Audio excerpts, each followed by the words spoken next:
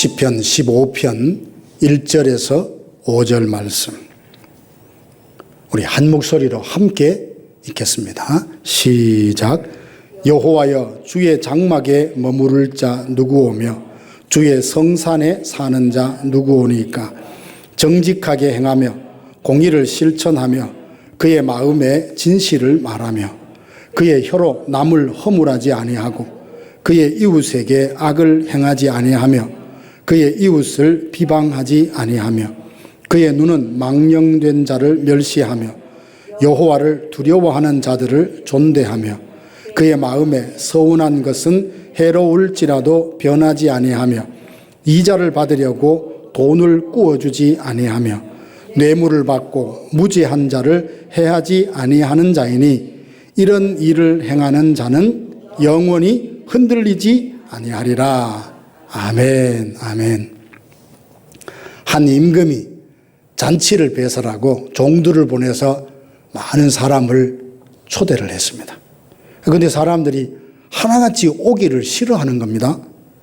어떤 사람은 아예 대답도 하지 않고 자기 길을 가버리고, 또 어떤 사람은 사업자 바쁘다고 그냥 가버리고, 심지어 어떤 사람은 잔치에 초대하라고 주인이 보낸 종들을 능멸하더니 죽이는 사람까지 있었습니다.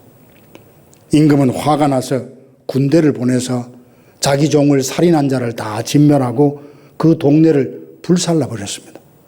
그리고는 종들을 사거리로 보내면서 만나는 사람들을 다 강권해서 내 집을 채우라라고 이야기를 합니다. 잠시 후에 혼인집은 손님으로 가득했습니다. 근데 주인이 나와서 보더니 좀 언짢은 말로 종들에게 한 사람을 내쫓습니다. 그는 왜 쫓겨났냐라고 봤더니 잔치를 참여할 때 예복을 입어야 되는데 그걸 갖추지 못해서 쫓겨난 겁니다. 식당에 가서 내 돈을 주고 밥을 먹는데도 어떤 식당에 보면 드레스 코드를 갖추어오라고 하는 멘트가 있습니다. 그거 무시하고 갔다가는 식당 안에 들어가지도 못하고 쫓겨납니다.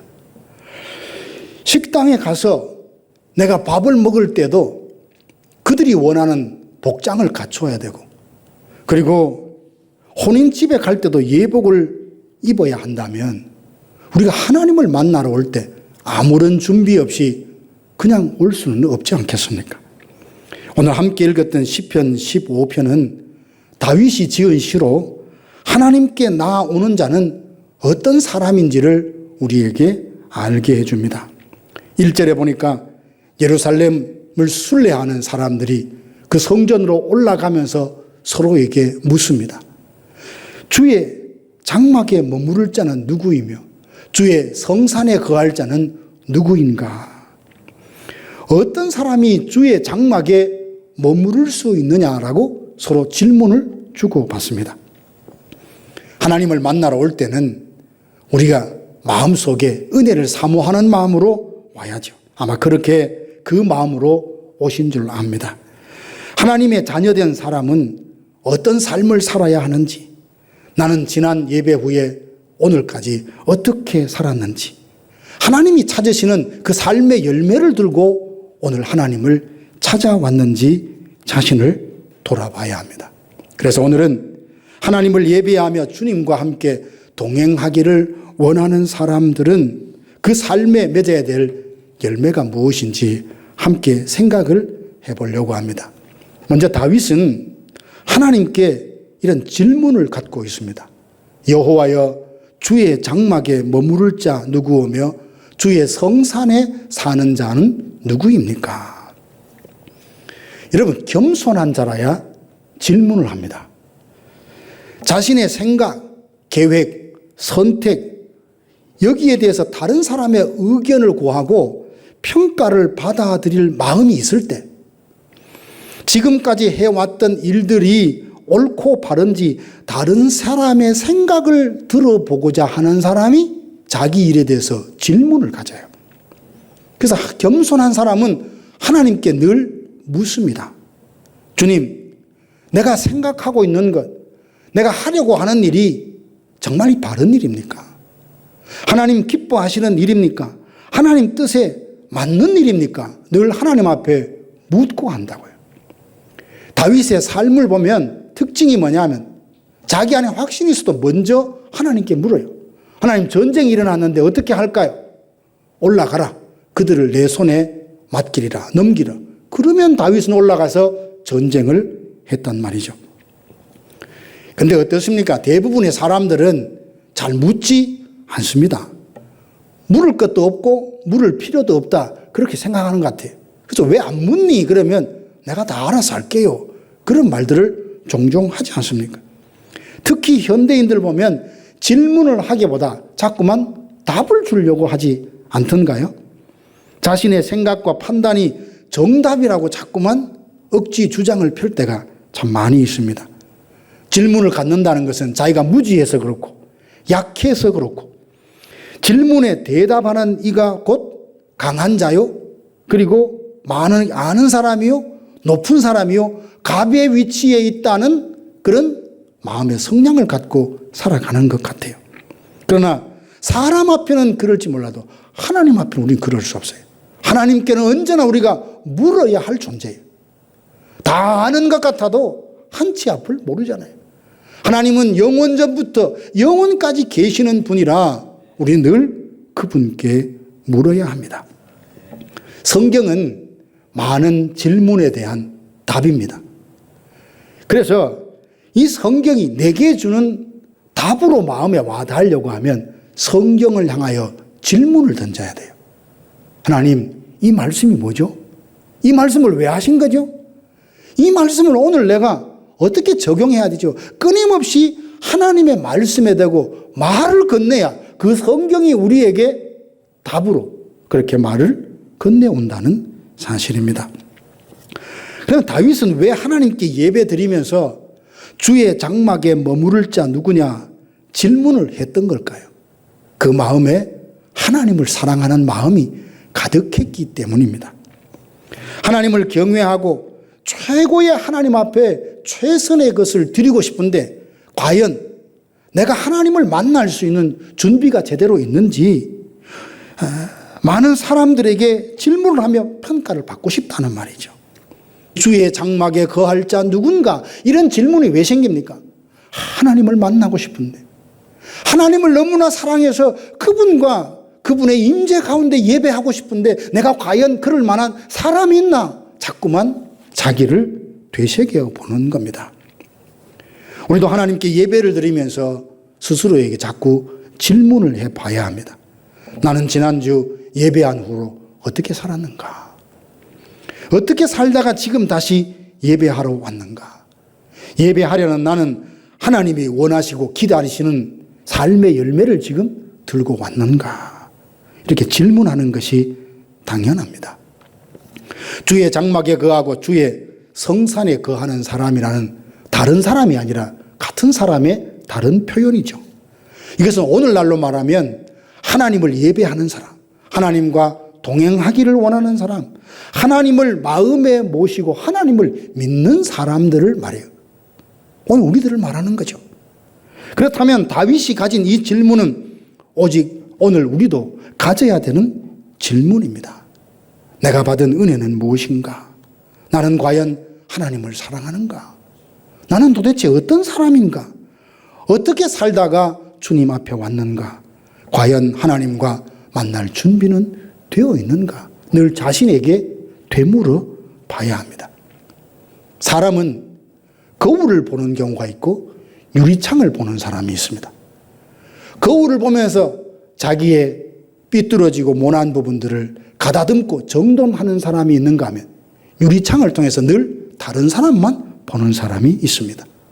자신에 대해서 경건한 질문을 하는 사람은 유리창을 통해서 다른 사람을 보는 것이 아니라 거울을 통해서 자기 자신을 보는 사람입니다.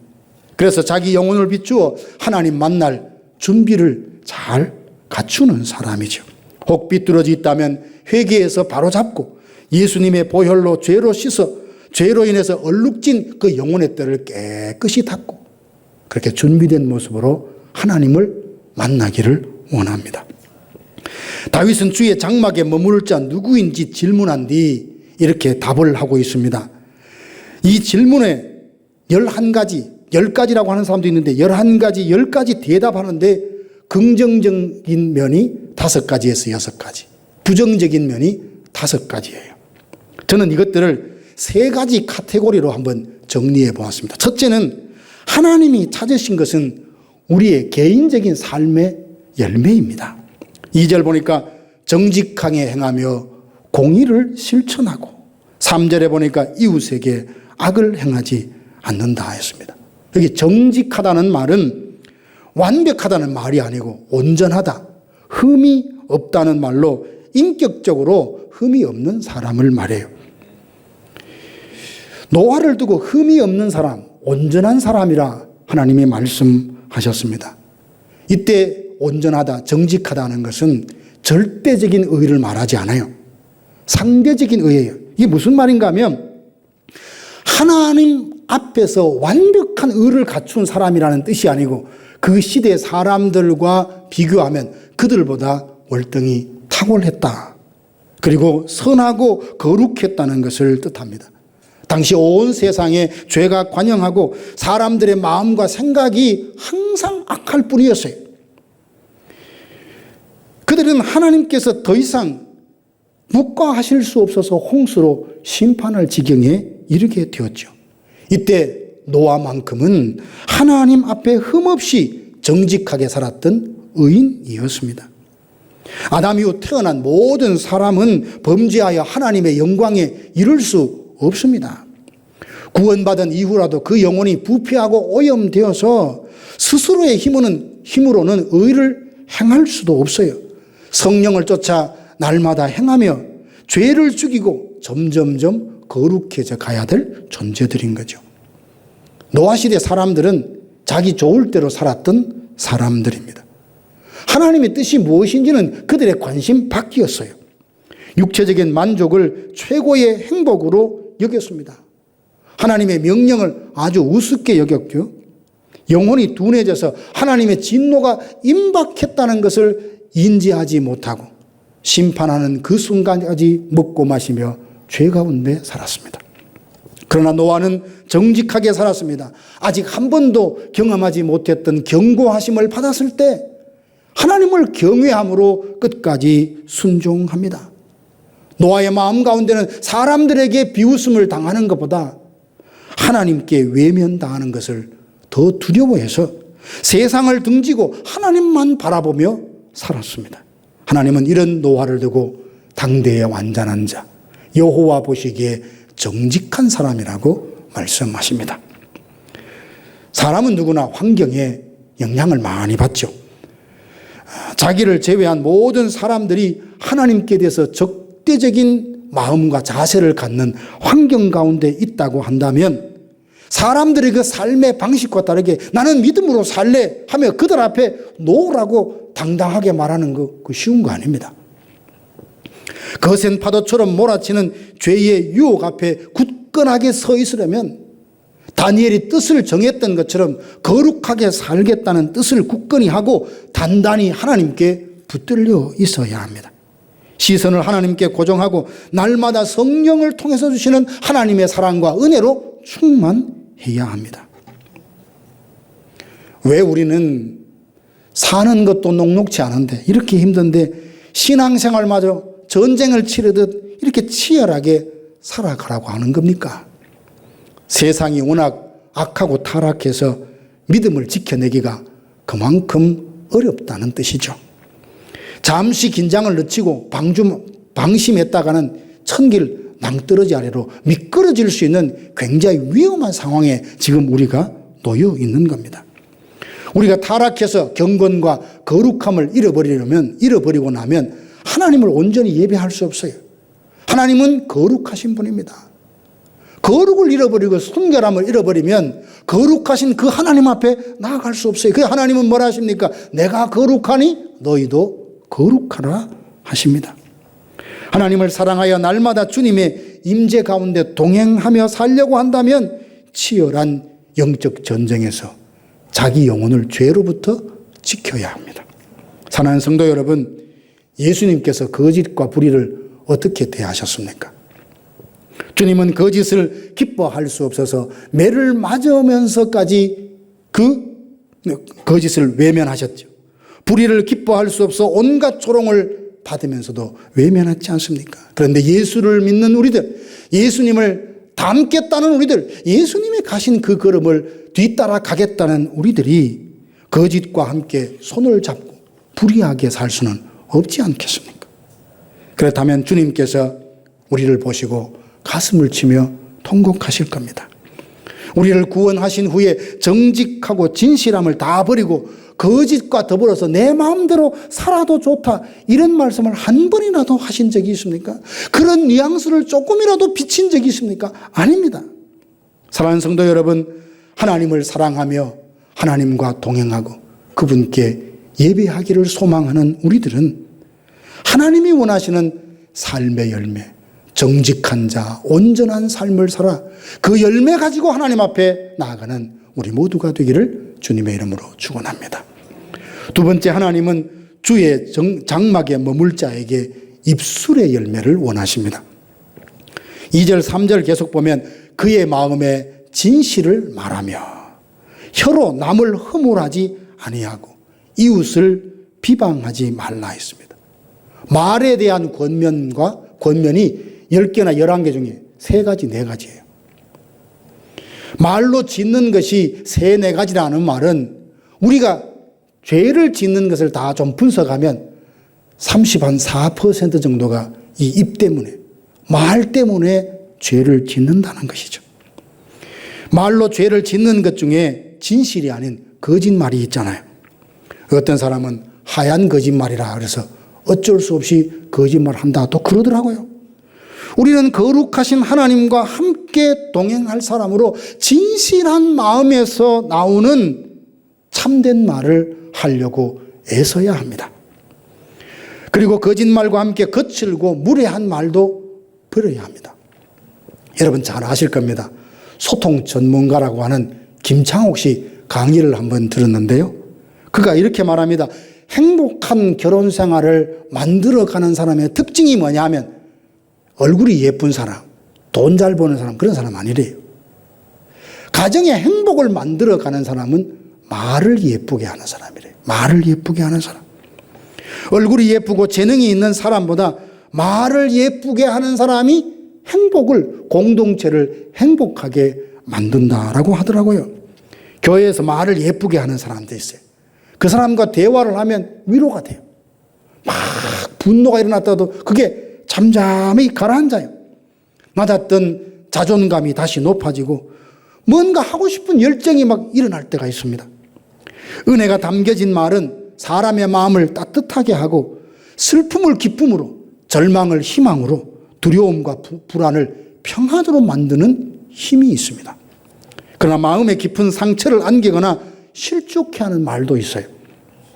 시편 140편 3절에 보니까 뱀같이 그 혀를 날카롭게 하니 그 입술 아래에는 독사의 독이 있나이다. 무섭죠? 입술 아래에 독사의 독을 머금고 내뱉는 말에는 어김없이 사람의 마음에 상처를 냅니다. 평안한 마음에 분노를 일으키고 자신감을 떨어뜨리고요. 길을 펴주는 것이 아니라 움츠러들게 하고 주눅들게 하죠. 그리고 마음을 우울하게 합니다.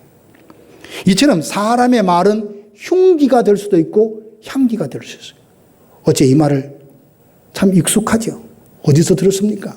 성경 읽기 보고부터 밑에 보면 여러분의 말이 흉기가 되는가 향기가 되는가?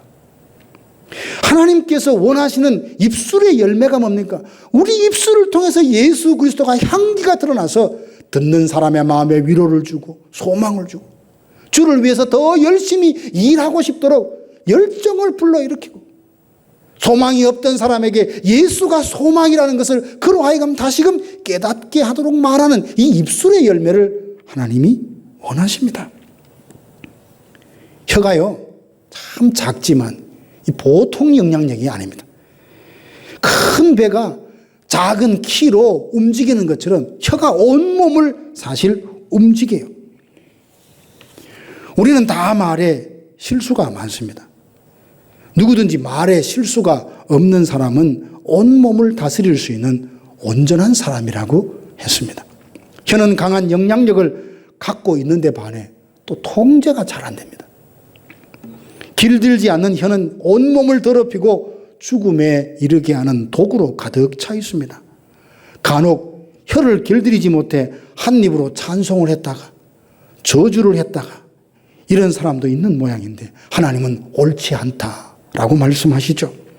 하나님과 함께 동행하려는 사람, 주의 장막에 머무를 자는 입술의 열매를 하나님 앞에 올려드려야 합니다. 우리가 맺어야 될 입술의 열매는 또 있는데 참소하지 않는 겁니다. 참소하다는 것은 중상모략하고 비방하고 욕하고 거짓으로 비난하는 겁니다. 소위 교회 안에 카더라 통신원이 있을 때가 있어요. 카더라 통신원. 이게 뭡니까? 근거도 없어요. 사실도 아니에요. 누가 말하는데 그렇다 카더라 이래가지고 말이죠. 사람들을 모함하고 있지도 않는 일 하지도 않는 일을 내가 봤다는 거예요. 그런 거짓말을 하면서 참소하는 사람들이 있어요. 하나님 참 미워하십니다. 우리는 사랑으로 있던 허물도 덮어줘야 될 사람인데 없는 허물을 들추어가지고 온 교회에 그 한 사람이 창피를 당하고 리더십을 잃게 만들고 내가 이 교회에 어떻게 나오겠나는 마음을 갖는 것을 하나님 어떻게 좋아하시고 이뻐하시겠습니까? 우리는 악은 그 모양이라도 버리라 했지 않습니까?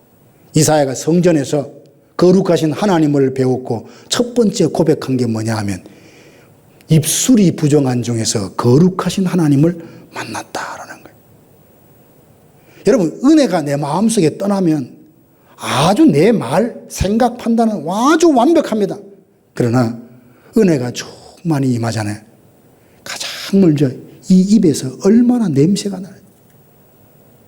얼마나 더러운 말을 많이 하고 얼마나 교활한 말을 많이 하고 얼마나 비겁한 말을 많이 했는지 하나씩 떠오르면 조목조목 울면서 기도하게 만듭니다. 그게 은혜의 힘입니다.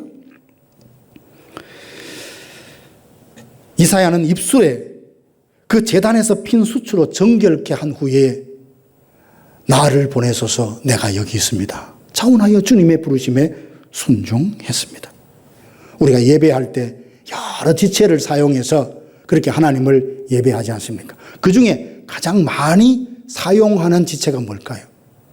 혀단 말이에요. 입술로 기도하고 찬양하고 사랑한다 고백하고 말씀을 전합니다. 기도하고 있는 내 입술, 찬양하고 있는 내 입술, 말씀을 전하는 내 입술의 상태는 어떤가? 정말 안전한가? 정말 거룩하고 순결한지 날마다 물어보고 하나님이 원하실 때 그 입술의 열매로 하나님을 기쁘시게 해 드릴 수 있어야 합니다. 잠언 18장 21절에 보면 죽고 사는 것이 혀의 힘에 달렸나니 혀를 쓰기 좋아하는 자는 혀의 열매를 먹으리라. 무섭죠? 예수님도 이 말씀하셨어요. 사람이 무슨 무익한 말을 하든지 심판날에 이에 대하여 신문을 받을 것인데 내 말로 의롭다함을 받고 정죄함을 받으리라. 많은 성도들이 오늘 여기 와서 예배를 드렸다면 잔소리가 많이 사라지고 쓸데없는 말이 우리 입에서 많이 사라질 건데 아쉽습니다. 사랑하는 성도 여러분, 하나님을 사랑하여 날마다 주님과 동행하기를 원하신다면 거짓말과 누추함과 어리석은 말, 비방하고 참소하는 말을 버리고 오히려 감사하는 말을 하려고 힘을 쓰십시다. 망령되고 헛된 말은 점점 우리로 하여금 경건하지 않는 데 빠지게 만듭니다. 우리 모두 진실된 말을 하고 축복하는 말, 감사하는 말을 해서 복된 입술의 열매로 하나님 앞에 나아가는 우리 모두 성도들 되시기를 바랍니다. 세 번째로는 하나님은 우리에게 관계의 열매를 원하십니다. 하나님은 성부, 성자, 성령 셋이 한 분입니다. 완전한 연합을 이루시죠. 삼위 하나님은 서로 사랑하며 어떤 갈등도 충돌도 없이 온전히 연합하여 계십니다. 그러니 삼위일체 하나님을 예배하고 동행하기를 사모하는 사람은 하나님을 닮아 하나님과의 관계, 사람과의 관계를 친밀한 가운데 돈독하게 한다는 사실입니다. 성전을 지을 때 사용했던 제목이 백향목 아닙니까?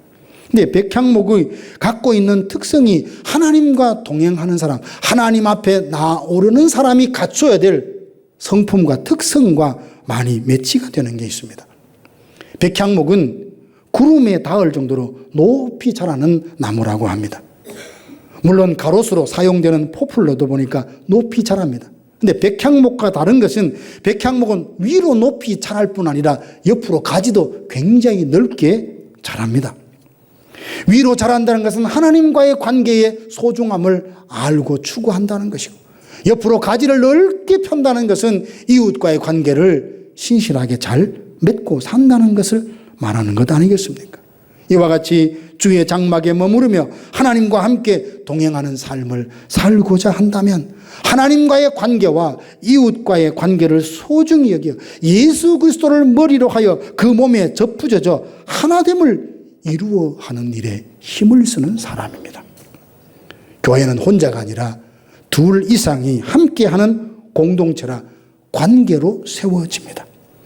우리가 이전에는 흑암의 권세 아래 사로잡혀 죄와 사망의 종로로 타며 살아왔습니다. 하나님께서 우리를 긍휼히 여기셔서 그 가운데 끌어내사 예수 그리스도의 몸에 접붙여 주셨습니다. 이제 우리는 유기적으로 온전히 하나가 되어서 받은 은사대로 제 역할을 잘 감당함으로 그리스도의 몸을 세우도록 부름을 받았습니다. 성령께서 교회를 향해 하나 되게 하신 것을 힘써 지키라 하신 말씀처럼 하나님과의 관계, 이웃과의 관계의 친밀함을 누리려면 그 친밀한 관계 안에서 영적 교통을 나누어야 하죠. 성령 안에서 함께 지체된 자, 형제, 자매된 자를 상호 존중히 여길 줄 알아야 합니다. 교회를 구성하고 있는 지체들은 참 다양합니다. 강한 사람, 약한 사람, 성질 급한 사람, 느린 사람, 배운 사람, 그렇지 못한 사람, 가난한 사람, 부한 사람, 이런 모든 사람들이 예수 그리스도를 머리로 하여 온전한 몸을 이루려 가면 서로가 서로를 그리스도 안에서 존중히 여겨야 합니다. 그리고 때로 물질 문제에 지혜로워야 합니다. 소중했던 관계가 물질 때문에 관계가 어그러질 때가 있습니다. 하나님은 형제에게 돈을 구워줄 때에 이자를 받지 말라 하십니다. 당시 돈을 구워주면서 높은 이자를 받아서 자기의 일속을 챙기는 사람들이 있었습니다. 사람이 오죽 다급하면 다른 사람에 가서 돈을 그렇게 빌리려고 하겠습니까? 근데 못된 사람들은 그 기회를 이용해서 자기 배를 불리는 기회로 삼는 사람들이 있습니다. 하나님 그렇게 하지 말라 하십니다.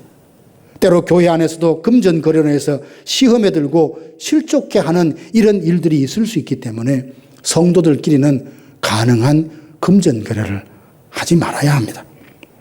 가난한 이웃이 있는데 모른 채 할 수는 없잖아요. 그래요.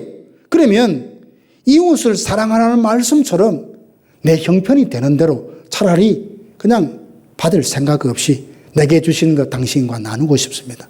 오히려 도와주는 편이 더 낫습니다. 물질과 관련돼서 하지 말아야 할 것은 또 뇌물입니다. 뇌물은 눈을 흐리게 하여 판단을 굽게 하는 것입니다. 만약 뇌물이 통해서 공정과 정의가 사라진다면 온갖 술수와 난무하게 되고 원칙과 상식이 무너져서 안전을 잃어버리고 말 것입니다. 하나님을 사랑하여서 함께 그하고 동행하길 원한다면 하나님과의 관계와 사람의 관계를 소중히 여기고 친밀한 사귐이 있도록 잘 가꾸어 나가야 합니다. 이제까지 말씀을 듣다 보면 좀 부담이 될 수 있습니다. 아니 11가지, 10가지 이 자격을 다 갖춘 사람이 세상에 어디 있어? 그러면 아무도 하나님 앞에 나갈 수 없단 말인가? 아닙니다. 우리는 이미 예수 그리스도 안에서 하나님이 용납하신 사람이에요. 예수 그리스도를 통해서 은혜의 보좌 앞에 담대히 나아갈 수 있는 특권을 얻은 사람입니다. 그러면 이게 무슨 말입니까? 까다롭게 자격을 다 갖추라는 말이 아니고 하나님께 은혜를 받아 믿음으로 말미암아 하나님의 자녀가 된 사람으로서 하나님과 날마다 동행하고 그분께 예배하기를 원한다면 날마다 우리 삶 속에 이런 삶을 살아가도록 부단히 애를 써라는 말입니다. 여기 중에 자격이 하나도 부족하면 교회에 못 들어와 하나님 못 만나가 아니라 이 모든 것을 완전히 갖출 수 있는 그 믿음의 성숙함에 이르도록 하나님을 아는 것과 믿는 것이 하나가 되어 그리스도의 장성한 분량에 자라가도록 쉬지 말고 부단히 믿음의 경주를 하여 그 경지에 오르도록 힘쓰는 사람. 오늘 우리는 하나님 앞에 완벽하지 않지만 피곤하고 바쁜 일정 뒤로하고 이 자리에 왔습니다. 이 마음이 곧 주의 장막에 거할 만한 사람이라 이런 뜻인 겁니다. 삶의 열매를 가지고 하나님께 나아오는 자에게 약속이 있습니다. 5절 끝에 보니까 이런 일을 행하는 자는 영원히 흔들리지 않을 것이다 약속해 주십니다. 흔들리지 않는다라는 것은 어떤 고난도 받지 않는다는 뜻이 아닙니다. 어떤 상황에서도 하나님이 떠나지 않으시며 그의 하나님이라 부르심 받는 것을 조금도 부끄러워하지 아니하시고 늘 함께 하시며 동행할 것이다. 네가 드리는 예배를 기쁘게 받을 것이고 반드시 최후 승리를 주겠다는 약속의 말씀입니다. 경건한 질문을 갖고 말씀 속에서 답을 찾아 적용하며 삶의 열매를 갖고 하나님께 나아가는 자는 흔들리지 않도록 붙들어 주시며 최후 승리를 주실 것을 믿습니다. 사랑하는 성도 여러분, 우리는 이미 예수 그리스도를 통해서 하나님이 다 용납해 주신 사람들이라 말씀드렸습니다. 예수님 때문에 하나님께 사랑받는 자녀가 되었으니 우리 안에는 하나님을 예배하며 주님을 기쁘시게 해드리고자 하는 선한 소망들을 다 갖고 있는 줄로 믿습니다.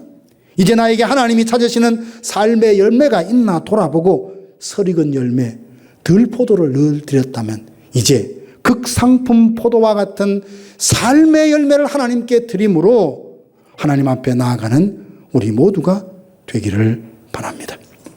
그래서 날마다 주님과 동행하고 기쁨과 감사함으로 예배하며 하나님의 그 임재하심 가운데 살아가는 우리 모두가 되기를 바랍니다.